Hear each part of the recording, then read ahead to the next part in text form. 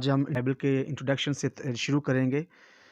میں پراپر طور پر جب وہ بائبل کے جو مضامین ہیں اور بائبل کا جو انٹروڈکشن ہے، جس میں پرانا عہد نامہ، نیا عہد نامہ، اور اس طریقے سے خدا ان کے فضل سے، روح القدس کی وساطت سے ہم جب وہ اولڈ ٹیسٹمنٹ، نئے ٹیسٹمنٹ، پرانے عہد نامے کے چیپٹر ٹو چیپٹر جب وہ اسٹڈی کریں گے، اور اس میں سے بہت سے ایسے بائبل کے ہیروز ہیں اور پروفٹس اور نبی یا رسول ہیں، بہت سے ایسے ایماندار جیسے کہ ایمانداروں کے باپ ابراہیم ہیں، ہم ان کے بارے میں سیکھیں گے، ڈیپلی اسٹڈی ان کے بارے میں سیکھیں گے، جہاں پر ہمیں بائبل کے اندر وہ چیزیں نہیں ملتی۔ اور اس کی وجہ یہ ہے کہ Bible is not a name of history book. Bible جب وہ ہسٹری کی کتاب نہیں ہے، بائبل جب وہ بیسیکلی اس لیے اس میں ساری باتیں نہیں لکھی گئیں کیونکہ بائبل کے اندر لکھا ہے، دہراتا ہوں کہ Bible is not a name of history book. Bible history کا کتاب نہیں ہے جس میں ہر چیز لکھی جاتی، جس میں ہر ایک جب وہ نام لکھا جاتا اور ہر ایک کی تفصیلی زندگی کو لکھا جاتا، لیکن خداوند یسوع مسیح نے روح القدس کی وساطت سے اپنے نبیوں اور اپنے رسولوں کے ذریعے وہی باتیں لکھوائیں جو کہ انسانی زندگی کے لیے اہم ہیں۔ خداوند کی شکرگزاری کرتے اس بات کے لیے، لیکن خداوند کا شکر اس بات کے لیے بھی کہ خدا نے ان بھیدوں کو جب وہ اپنے لوگوں سے ان کو چھپا کر نہیں رکھا، بلکہ اس نے ہسٹری کی بکس جب وہ علیحدہ سے اپنے لوگوں کے لیے رکھی، تاکہ اس کے لوگ جو خدا میں ڈیپلی طور پر، گہرے طور پر اس کے ساتھ تعلق رکھنا چاہتے ہیں، وہ ان کو اچھے طریقے سے اسٹڈی کر سکیں اور ان کے بارے میں سیکھ کر ہمیشہ کی زندگی کے وارث بن سکیں۔ میں آج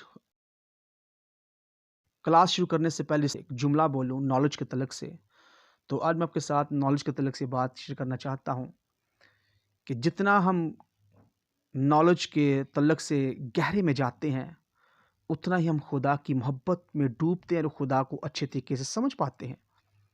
خداوند یسوع مسیح کو سمجھنے کے لیے ہمیں گہرے میں جانا پڑتا ہے، اور جب ہم گہرے میں جاتے ہیں، جب ہم ڈیپلی اسٹڈی کرتے ہیں، تب ہی ہم اچھی چیزوں کو لیتے ہیں اور اچھی نعمتوں کو اپنے خزانے میں جمع کرتے ہیں۔ تو اگر ہمیں ہیرے جواہرات چاہیے تو اس کے لیے ہمیں گہرے میں جانا پڑے گا۔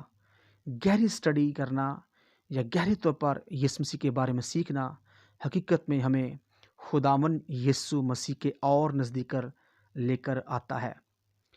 آج ہم اپنی کلاس کی جو بائبل کے تعلق سے ہم سیکھنے لگے ہیں، یہ ہماری فرسٹ کلاس ہے بائبل کے تعلق سے۔ ہم پراپر طور پر اس کو سیکھتے رہیں گے، اور میں سمجھتا ہوں اور میرا اس بات پر ایمان ہے کہ جیوں جیوں وقت گزرتا جائے گا، خداوند یسوع مسیح کے فضل سے ہم اس بائبل کی گہرائیوں میں ڈوبتے جائیں گے، اور پھر ہم اس کی دلچسپ اور گہرے بھیدوں کے وسیلہ سے ہم سب کثرت کی برکت پاتے جائیں گے۔ ہم بائبل کے انٹروڈکشن سے شروع کرتے ہیں۔ بائبل ایک انگریزی زبان کا لفظ ہے جو کہ یونانی لفظ ببلیا یا بیبلوس سے لیا گیا ہے، جس کے معنی کتابوں کا مجموعہ ہے۔ سب سے پہلے ہم جانتے ہیں، بہت سے آپ میں سے جانتے ہوں گے، لیکن جو نہیں جانتے ان کے لیے ہے، اور جو جانتے ہیں ان کی ریپوٹیشن کے لیے ہے، کہ سب سے پہلے بائبل کو لکھا گیا پتھروں کی لوحوں پر، اور ان پتھروں کی لوحوں کو پراپر طور پر سنبھالا جاتا تھا اور اسے ترتیب دیا جاتا تھا۔ پھر اس کے بعد پائپرس درخت کے جو شاخ کے تنے ہوتے ہیں ان کو کوٹ کر یا پریس کر کے اس کے اوپر لکھا جاتا تھا، اور پھر اس کے بعد یہ تمار کی شکل جب وہ اختیار کر گیا، اور پھر جو ہے یہ ہمارے پاس کاغذی تحریر میں آیا۔ تو یہ بائبل کا چھوٹا سا ایک تعارف ہے۔ اصطلاحی طور پر کلام خدا ہم اسے کہتے ہیں، اور یہ بڑا خوبصورت نام ہے کلام خدا، خدا کا کلام، اور یہ بڑا پر اثر پر معنی نام ہے۔ بائبل مقدس کا دوسرا نام یہ بھی ہے کہ خدا انسان سے ہم کلام ہوتا ہے، اور اسی طریقے سے ہم سیکھتے ہیں خدا کے کلام کے بارے میں کہ کلام خدا کی 4 اشکال ہیں یا 4 قسمیں ہیں۔ پہلی قسم، خدا نے کیسے کلام کیا؟ خدا نے، ہم جانتے ہیں کہ پیدائش کی کتاب جو پڑھتے ہیں تو وہاں پر لکھا ہے کہ خدا نے بول کر یا تخلیقی کائنات، جب کائنات کو تخلیق کیا تو اس نے اس طریقے سے کلام کیا، یعنی خدا نے بول کر چیزوں کو تخلیق کر کے جب وہ کلام کیا۔ اور اس نے دوسری جو قسم ہے وہ خدا نے نبیوں سے، خوابوں سے اور رویا کے ذریعے جب وہ خدا نے کلام کیا، یعنی خدا نبیوں سے، خوابوں اور رویا کے ذریعے کلام کرتا تھا۔ جیسے کہ اس نے دانیل سے کلام کیا رویا خوابوں کے ذریعے، اس نے حزقییل سے رویا خوابوں کے ذریعے کلام کیا، اس میں نہمیہ اور اس میں انبیاء اکبر اور انبیاء اصغر بھی شامل ہیں۔ یہ دوسری قسم ہے جس میں خدا جب اپنے لوگوں سے کلام کرتا ہے۔ تیسری قسم یا تیسری شکل جو وہ یہ ہے کہ کلام مجسم ہوا، کلام نے جسم اختیار کیا، اور ہم جانتے ہیں اس کلام کا نام یسوع مسیح ہے۔ وہ کماری مریم کے بطن میں رکھا گیا۔ اور ایک اور چیز یہاں پر میں چلتے چلتے آپ کے ساتھ شیئر کرنا چاہتا ہوں کہ یسوع کے لیے جو لفظ ہے وہ ہمیں ملتا ہے یسایا کتاب 9 باب کی 6 آیت میں کہ ہمارے لیے ایک بیٹا تولد ہوا۔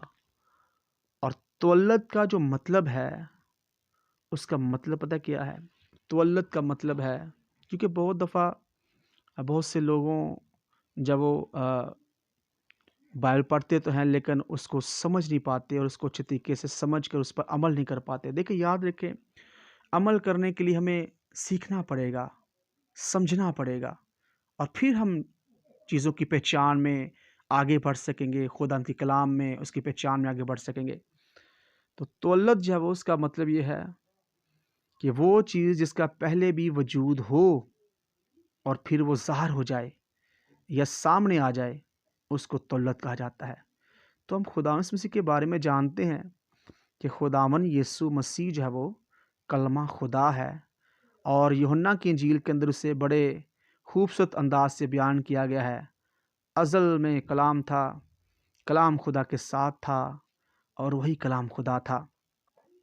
لیکن پیدائش کے جب لفظ آئے گا تو پیدائش کا مطلب ہے کسی چیز کا نئے سرے سے بنانا یا پیدا ہونا۔ خداوند کے کلام کرنے کی جو چوتھی قسم ہے وہ ہے کتابی شکل، ان ریٹن فارم، یعنی کاغذی تحریری طور پر آج جو ہمارے ہاتھوں میں ہے وہ کلام کی چوتھی قسم ہے۔ تو یہ بائبل کا چھوٹا سا تعارف ہے، اور مزید جو ہے وہ ہم اس میں بڑھتے چلے جائیں گے۔ بائبل کی کل کتابیں ہم جانتے ہیں 66 بکس ہیں، 66 کتابیں ہیں۔ پرانے عہد نامہ کی 39 کتابیں اور نئے عہد نامہ کی 27 کتابیں ہیں۔ ٹوٹل یہ 66 یا 66 کتابیں ہیں۔ بائبل کی پہلی جو کتاب ہے پرانے عہد نامہ میں سے، اولڈ ٹیسٹمنٹ میں سے، وہ پرانے عہد نامہ کی پیدائش، ہم اپنے ٹاپک پہ چلتے ہیں۔ پیدائش پرانے عہد نامہ کی پہلی کتاب ہے، اور عبرانی زبان میں اسے جو ہے وہ باراشت کہا جاتا ہے۔ اس کا مطلب ہے تخلیق کرنا۔ اور ہم جانتے ہیں کہ پیدائش کی کتاب جو ہے وہ خدا نے اس کے اندر ہر جاندار اور بے جان چیز کو 6 دنوں میں تخلیق کیا، اور 7ویں دن اس نے برکت چاہی، 7 دن کو خدا نے برکت دی، کیونکہ کسی انسان کے لیے ممکن نہیں کہ وہ کائنات کی تخلیق کے بارے میں جان سکے۔ اس لیے یہ خاص فضل اپنے بندہ موسیٰ پر اس نے کیا۔ خدا نے یہ مکاشفات اپنے بندہ پر پاک روح کے ذریعے آشکار کیے، اور اس نے بنی نوع انسان کے لیے ان باتوں کو لکھا۔ انسان خدا کے بارے میں ہم جانتے ہیں کہ از حد خود جب وہ جان نہیں سکتا جب تک کہ وہ خدا باری تعالیٰ اپنا اظہار نہ کرے۔ اس نے اپنا اظہار کلام کے ذریعے کیا تاکہ ہم خدا کے بارے میں جان سکیں۔ پیدائش کے پہلے 11 باب تخلیقی کائنات، گناہ اور موت کے وارد ہونے اور فنون کی ایجاد اور قوموں کی ابتدا کے تعلق سے ہیں، اور خصوصاً یسوع مسیح کے کفارہ کے تعلق سے ہے۔ 12 باب سے لے کر 50 تک اسرائیل کا ذکر ہے۔ وہاں پر ہمیں تمام قوم میں سے برگزیدہ قوم اسرائیل کا ذکر ملتا ہے،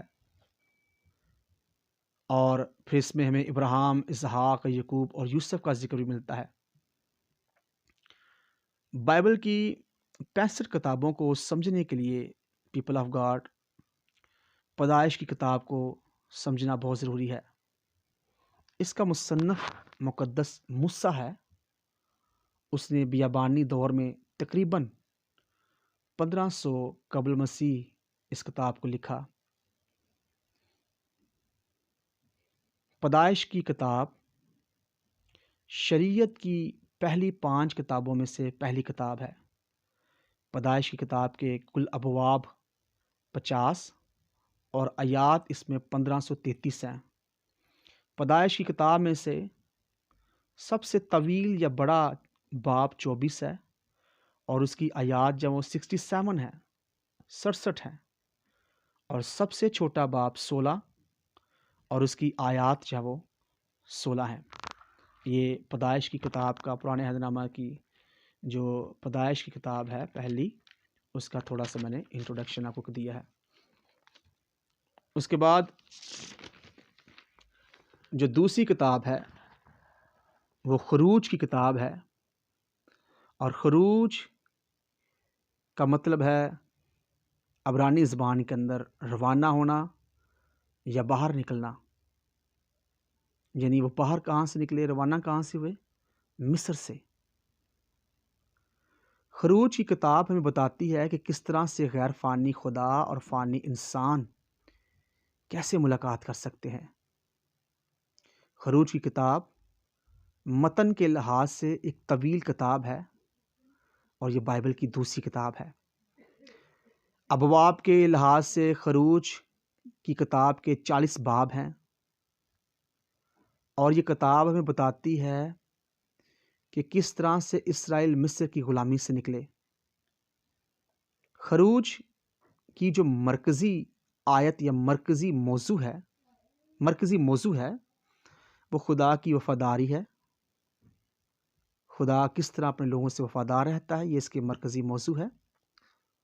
خروج کی کتاب اس بھید کو کھولتی ہے کہ خدا ایک وفادار خدا ہے، اور وہ قادر مطلق سچا خدا ہے، اور اپنے وعدوں کو پورا کرنے پر سچا ہے۔ یہ کتاب ہمیں بتاتی ہے کہ خدا نے کیسے اپنے وعدوں کو اپنے لوگوں سے پورا کیا۔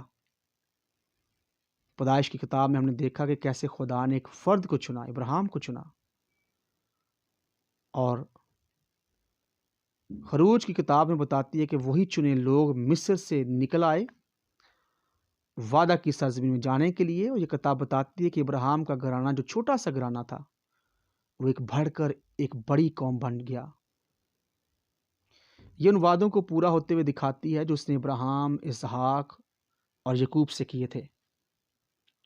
یہ ان پیشن گوئیوں کو بیان کرتی ہے جو کہ ملک کنعان پر قبضہ کرنے کے لیے موجود تھی۔ اور اس کے دیگر جو مضامین ہیں ان میں مرکزی کردار مقدس موسیٰ ہے، اور مقدس موسیٰ مسیح کا مثیل ہے، یہ آپ نے یاد رکھنا ہے۔ مقدس موسیٰ کو مسیح کا مثیل کہا گیا ہے، کیونکہ موسیٰ نے بنی اسرائیل کو مصر کی غلامی سے نجات دلائی، اسی طرح خداوند یسوع مسیح نے بھی اپنے لوگوں کو گناہوں کی غلامی سے نجات دلائی۔ فسح کی رسم، فسح کا برہ خداوند یسوع مسیح کا مثیل ہے۔ فسح کی رسم دراصل کفارہ کا عکس ہے، کیونکہ جس طرح فسح یہودیوں کی مصر کی غلامی سے یادگار تھی، اس طرح خداوند یسوع مسیح کی صلیب کفارہ کا نشان ہے کہ کیسے خداوند یسوع نے اپنی جان گناہ گاروں کے لیے دی تاکہ بنی نو انسان گناہ سے چھوٹ جائیں۔ اس کے لیے خروج کی کتاب ہمیں یہ بھی بیان کرتی ہے کہ خدا اپنے نام کی عظمت کے لیے بڑے بڑے معجزات اسرائیل کے درمیان کرتا رہا۔ خروج کی کتاب ہمیں یہ بھی بتاتی ہے کہ خدا قادر مطلق اور زندہ ہے۔ خدا نے خروج کی کتاب میں اس بات کو ظاہر کیا ہے اور اس بات کا خاص خیال رکھا ہے کہ اس کے لوگ اس کی عزت اور احترام کریں۔ ویسے تو شریعت کی کتابیں 5 ہیں، لیکن شرعی قانون زیادہ تر خروج کی کتاب میں بیان کیے گئے ہیں، جو کہ خدا نے موسیٰ کو بیابان میں دیے۔ خروج کی کتاب کی جو مرکزی آیت ہے وہ 3 باب اس کی 8 آیت ہے، جہاں لکھا ہے، میں اترا ہوں تم کو مصریوں کے ہاتھوں سے چھڑانے اور تمہیں ایک اچھے ملک جہاں دودھ اور شہد بہتا ہے وہاں تمہیں لے جانے کے لیے۔ اس کتاب کے دیگر مضامین میں خدا کا جھاڑی کے مقام پر موسیٰ پر ظاہر ہونا، سمندر کا 2 حصے ہونا، شریعت کا دیا جانا، من کا برسنا، بٹیروں کا مہیا کیا جانا، ہارون کی کہانت، خیمہ اجتماع کا قیام، اور دن کو سایہ کے لیے بادل اور رات کو حفاظت کے لیے آگ کا ستون، یہ اس میں شامل ہے۔ اس کتاب کا مصنف مقدس موسیٰ ہے، جس نے تقریباً 1440 قبل مسیح بیابان میں تحریر کیا اسے۔ موسیٰ کی موت کا ذکر تو بائبل میں ملتا ہے، لیکن اس کی قبر کا ذکر اچھے طریقے سے نہیں ملتا، اور وہ اس لیے کہ خدا نے اسے دفنانے کا انتظام کیا۔ ہم جانتے ہیں کہ اس کی لاش پر میکائیل اور لوسیفر کی آپس میں بحث ہوئی۔ یہ کیوں ہوا؟ اس لیے کیونکہ خدا نے اسے کیوں دفنایا؟ کیونکہ خدا یہ نہیں چاہتا تھا کہ اسرائیل اسے دفنائے، کیونکہ خدا کو پتا تھا کہ جب اسرائیل اسے دفنائے گا تو اسرائیل بیابان میں موسیٰ کی قبر کے پاس ہی بیٹھ جائے گا اور اسے پوجنا شروع کر دیں گے، کیونکہ اسرائیل کے نزدیک موسیٰ جو تھا وہ بہت بڑا نبی تھا اور انہوں نے اس کے بڑے بڑے کام دیکھے تھے۔ تو اس لیے خدا نے یہ مناسب نہیں جانا کہ اسرائیل جب وہ اس کی قبر کا انتظام کرے، کیونکہ وہ چاہتا تھا کہ وہ موسیٰ کی قبر بنا کر اس پر بیٹھ نہ جائیں، بیابان میں نہ رہ جائیں، بلکہ جو وعدہ خدا نے ابراہیم سے کیا تھا اور جو ابراہیم کو اس نے بتایا تھا، اس وعدے کو وہ پورا کرے کہ وہ بیابان سے نکل کر وعدے کی سرزمین میں داخل ہو سکیں۔ اس لیے خدا نے خود اسے دفنایا تاکہ بنی اسرائیل بیابان میں بیٹھے نہ رہیں بلکہ وعدے کی سرزمین میں پہنچے۔ اس کے علاوہ خدا کی کشمکش بھی ہمیں اس کتاب میں نظر آتی ہے، جو کہ اسرائیل کے ساتھ ہے، غیر قوموں کے ساتھ ہے، ان کے بتوں کی وجہ سے، اور یہ ہمیں خروج کی کتاب میں واضح طور پر نظر آتی ہے، کیونکہ بنی اسرائیل دوسری قوموں کے بتوں کی طرف راغب ہو گئی اور انہوں نے ان کی تعلیم کو ماننا شروع کر دیا اور خدا کی تعلیم کو حقیر جانا۔ اس طریقے سے بنی اسرائیل خدا کی توقعات پر پورا نہیں اترے اور خدا ان سے ناراض ہو گیا، کہ خدا یہ چاہتا تھا کہ بنی اسرائیل بلکہ تمام بنی نوع انسان دوسرے معبودوں سے زیادہ خدا کو عزت دیں اور علیحدہ ہو کر اس واحد خدا کی طرف راغب ہو کر اس کی پرستش اور حمد کریں، اور خدا کی طرف رجوع لائیں اور نجات پائیں، کیونکہ نجات کا دروازہ صرف اور صرف خدا کی طرف سے ہے۔ پہلا حصہ خروج کا پہلا باب سے لے کر خروج کے پہلے باب سے لے کر 19 تک ہے، جس میں بنی اسرائیل کا مصر کی غلامی سے نکلنا اور بحر کلثم پار کر کے بیابان میں داخل ہونا، اور دوسرا حصہ 20 سے لے کر 40 تک ہے، جس میں شریعت بیان ہوئی ہے۔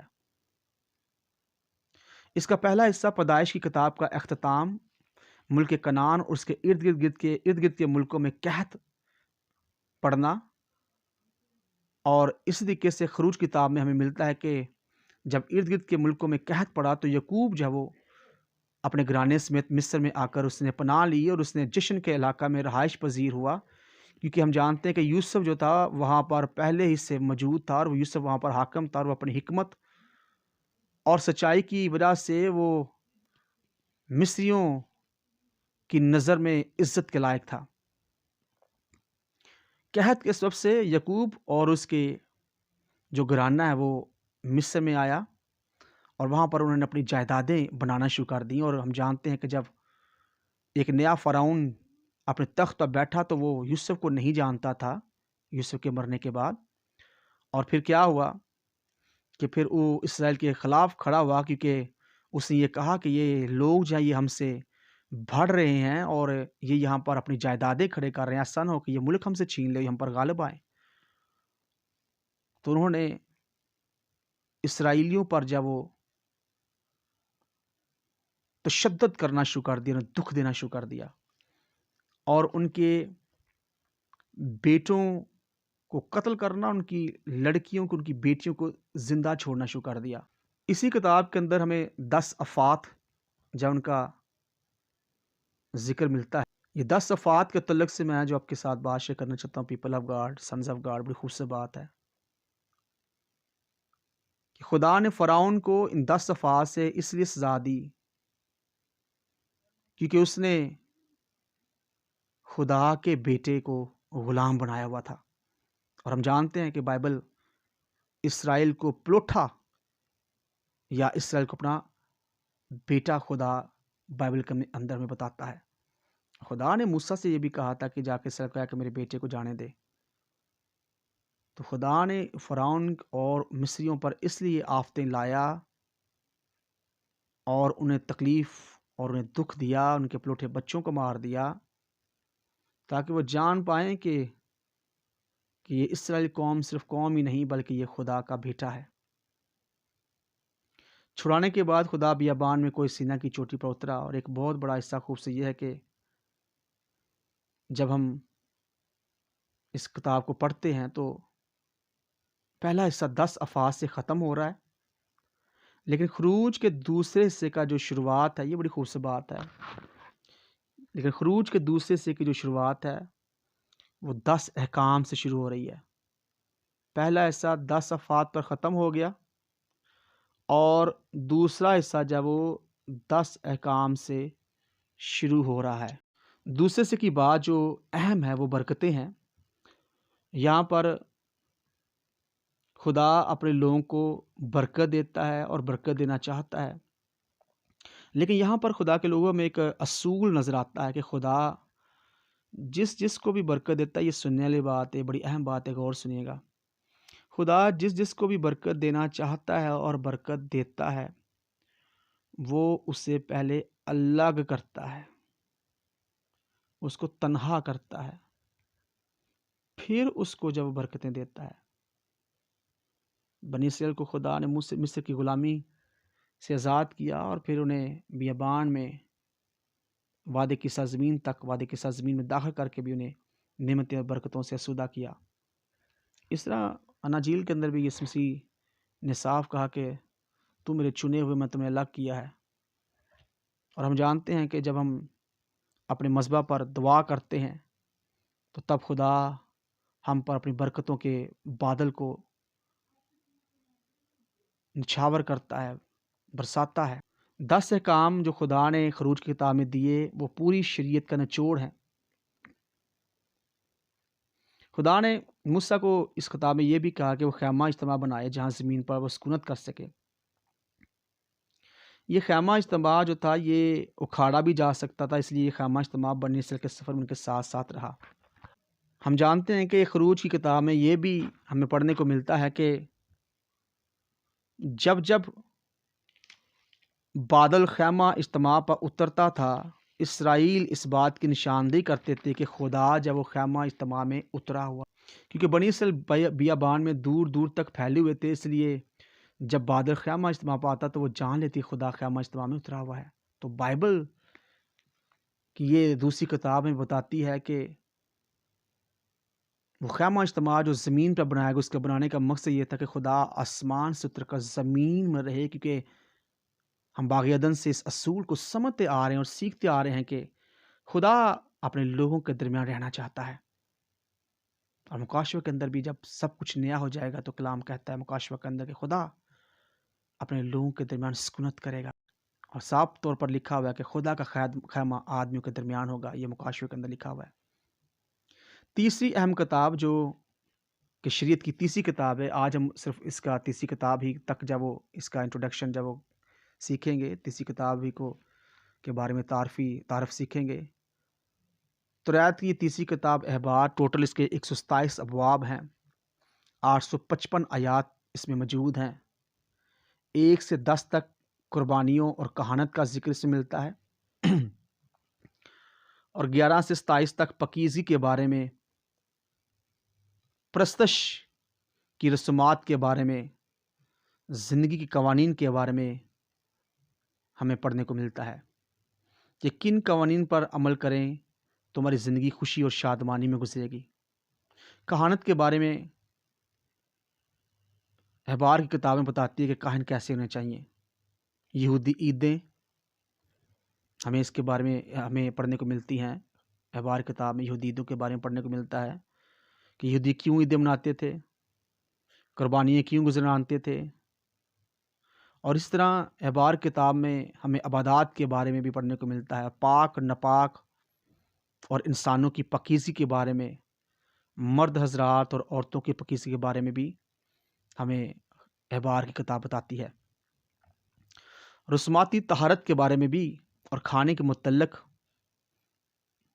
کہ ہمیں کیا چیز کھانی چاہیے اور کیا نہیں کھانی چاہیے، کیا حلال اور کیا ہمارے لیے حرام ہے،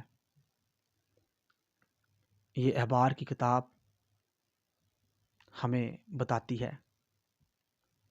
پاکیزگی اور ناپاکی کے بارے میں ڈفرنس، یہ بھی ہمیں احبار کی کتاب ملتا ہے۔ تو یہ شریعت کی تیسری کتاب ہے۔ آج ہم نے بائبل کا انٹروڈکشن، مختصر انٹروڈکشن سیکھا ہے، اور اسی طریقے سے شریعت کی پہلی 3 کتابیں پیدائش، خروج اور احبار کے بارے میں مختصر تعارف جب ہم نے سیکھا ہے۔ آنے والے وقت میں خدا کے فضل سے ہم جوں جوں اسٹڈی میں، کلام خدا کی تعلیم میں بڑھتے چلے جائیں گے، ہم مزید خداوند کے چھپے ہوئے بھیدوں کو جان سکیں گے، اور جان سکیں گے کہ انسان کو خدا نے زمین پر کیوں بنایا ہے اور اسے بنانے کا کیا مقصد ہے۔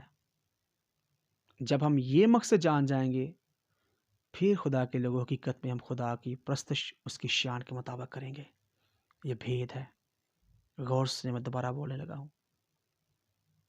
جب ہم اپنے پیدا ہونے، زمین پر رہنے کا مقصد جان جائیں گے گہرے طور پر، تو پھر ہم جان جائیں گے کہ خدا کی پرستش اس کی شان کے مطابق کیسے کرنی ہے۔